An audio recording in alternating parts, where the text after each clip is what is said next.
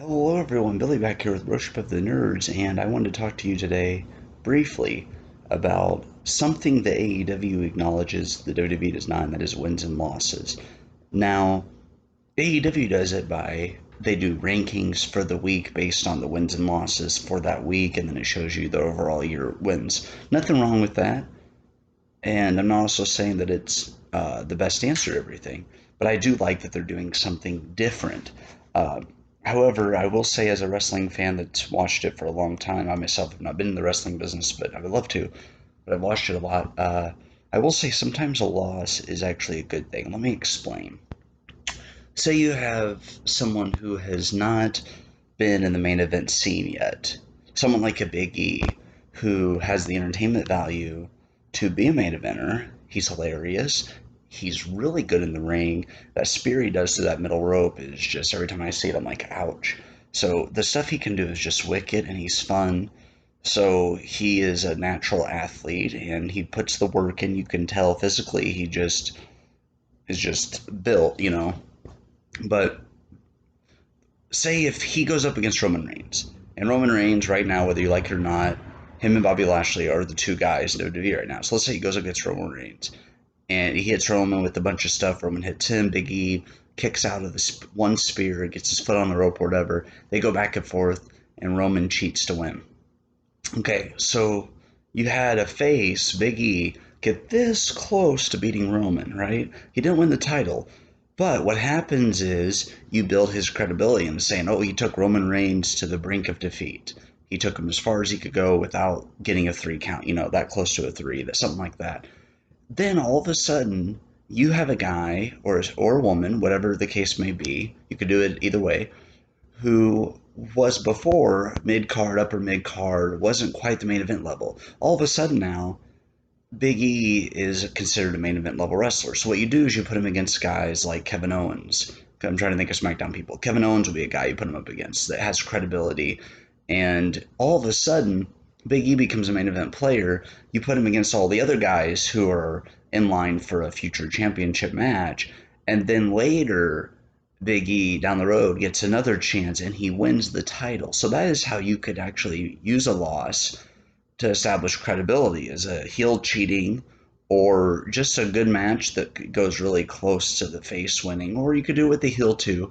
But you all of a sudden can take a mid card guy and turn them into a main event guy.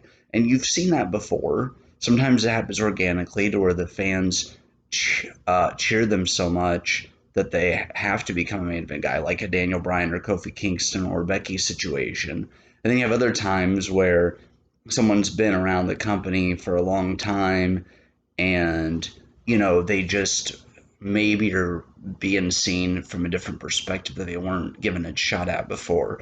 So you can establish a main event player with either some big wins or a close loss to the biggest star in the company, either by cheating or fair and square. But there are ways to use losses to propel someone into the main event scene.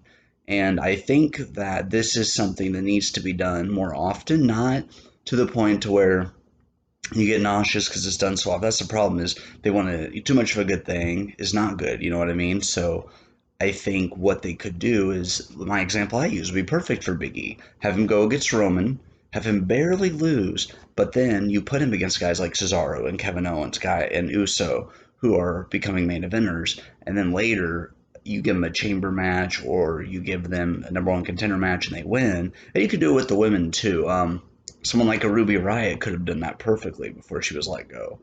I'm trying to think who else comes to mind. Mandy Rose could do that. She could have a good showing against, say, Bianca, barely lose, but then later she comes back after beating Bayley, Sasha, and then she becomes a main event player. So yeah, that is my thoughts on wins and losses. I like the way AEW does it, where you actually are ranked. But at the same time, it also, those people that are going like 50-50, uh, that's also rough. So I don't think there's an easy solution to how to handle wins and losses within wrestling. But if you go on a massive losing streak, unless it's a gimmick like Kurt Hawkins, it does hurt your credibility. So I think sometimes if you have a person that's a mid carder that's solid, maybe a 60-40, to where they're winning 60, 70% of the matches, and they're only losing matches here and there, and that way they still stay credible. And then later, when you're ready to give them a main event run, and also if you let them lose to a big star, then you're not over pushing them where the fans are going to start booing them because they know you're going to push them, kind of thing, like what happened with Roman. You could have them lose to the main event guy a few times and then have to work their way back up. Sometimes the story of the chase is just as good, if not better, than when they actually capture the championship. There have been certain competitors throughout their career who have won the title multiple times, but it was the chase that was the best part. Once they had the championship, then it was kind of anticlimactic and it just kind of dropped their momentum. So it really just depends. But I I hope we see some improvements in WWE. AEW just needs to do their own thing, which they have been, but they also need to do the things that the WWE doesn't do and do them on a way better level. That way they're consistently getting viewers to overtake, say, Raw and SmackDown, or at least get close. With say if they get a million viewers, wow. So I think both companies have a lot of areas where they can improve. With AEW, the fans I feel like are more into like Chris Jericho's theme song is just amazing and on fire lately. Um, I'm listening to Judas in my car, like driving around, and it's just a great, catchy song. It's a fun song, and so that's one thing AEW has going for it. The commentators talk to you like you're an adult, and they acknowledge world events like COVID and stuff like that. Whereas WWE sometimes pretends the audience is kind of dumb, but they have some strengths. But if they keep releasing stars, they're not going to have any fans left. Well, guys, those are my thoughts on wins and losses within wrestling. Uh, and that's it. So take care of yourself. Try to stay out of the summer heat. When I looked at my phone yesterday to get the temperature, it said some bullshit. And then I refreshed it and it said it was 103 with humidity. So I was like, okay, well, that's all I got. Bye.